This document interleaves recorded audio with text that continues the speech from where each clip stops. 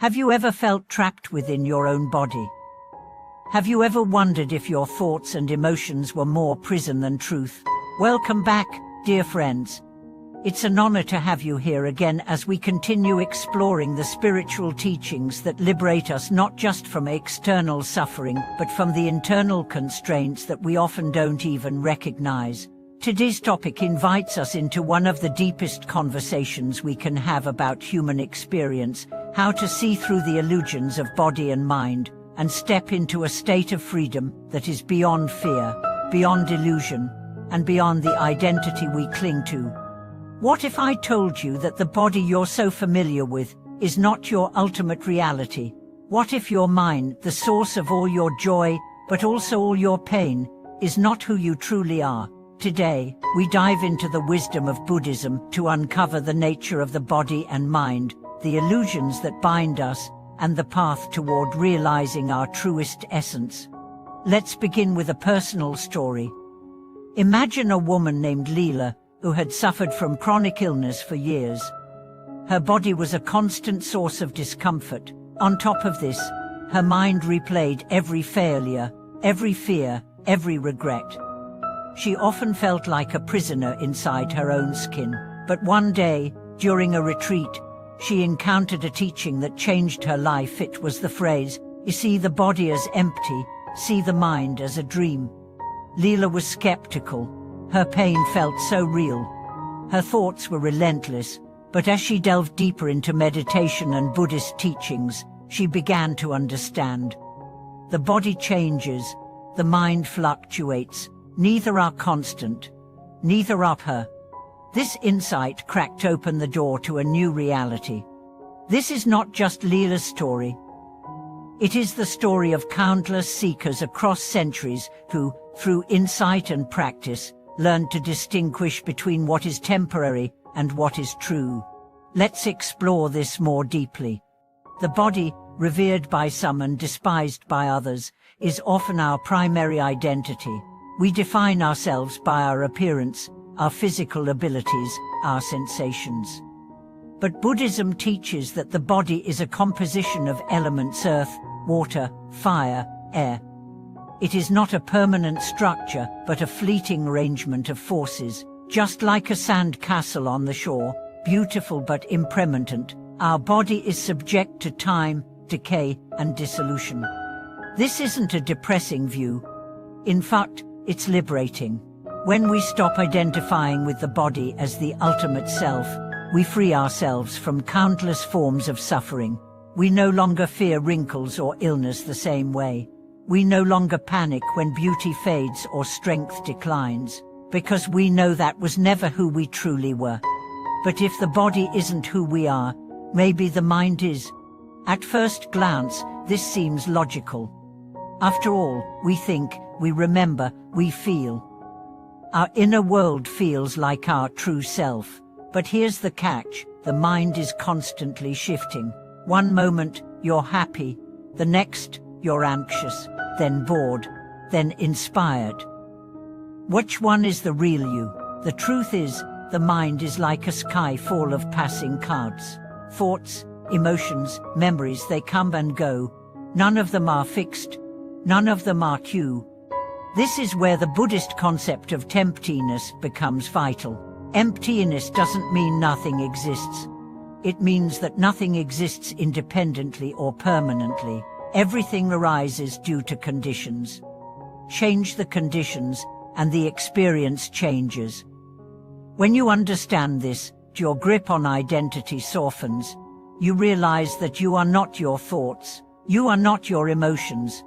You are the awareness in which they arise and dissolve. Let's return to Leela. As she practiced this insight, her pain did not disappear, but her relationship with it transformed. She no longer saw the pain as hers.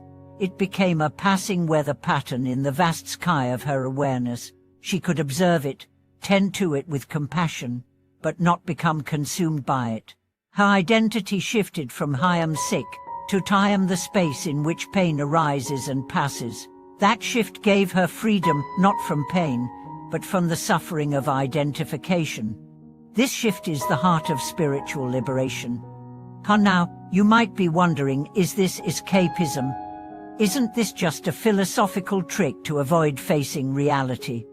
Not at all. In fact, this is the most honest way to face reality.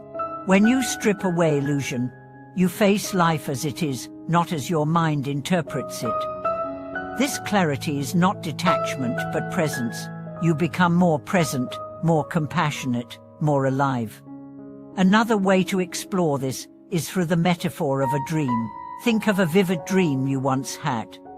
In the dream, you felt emotions, you reacted, you believed the events were real, then you woke up. The experiences felt real, but they were not ultimate. Similarly, when you awaken spiritually, you see your thoughts and bodily sensations like dream phenomena, compelling, vivid, but not ultimate truth. The purpose of this understanding is not to reject the body or the mind. It is to see them clearly, to engage with them skillfully. You care for your body, but you don't cling to it. You honor your mind, but you don't obey its every command. The more you practice, the more you notice space. Space between sensation and reaction. Space between thought and belief.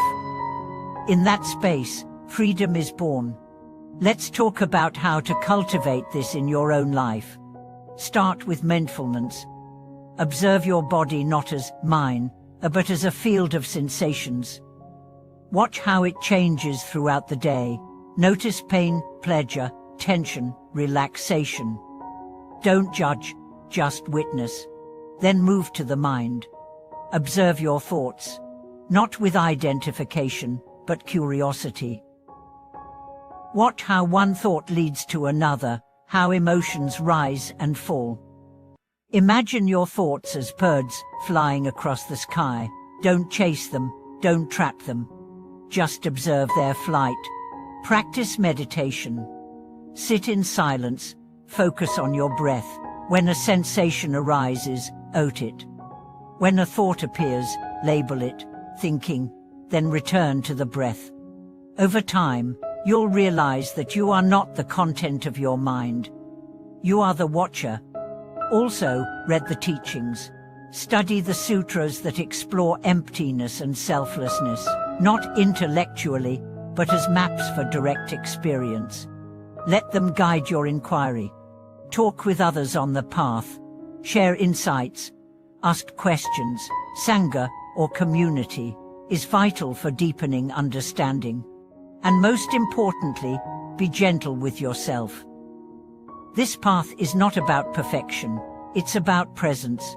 Some days you'll feel spacious and free, other days entangled and reactive. That's okay, keep practicing.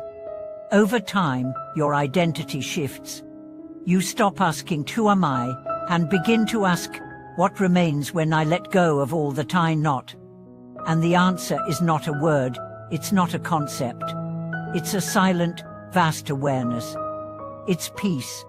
It's freedom. Thank you for watching this video. I hope today's exploration has opened a doorway in your heart and mind to a deeper truth. If it resonated, share your thoughts below, subscribe, like, and help us continue sharing teachings that heal, awaken, and empower. May you walk in clarity, dwell in presence, and live from the spacious freedom that is your true nature. See you next time.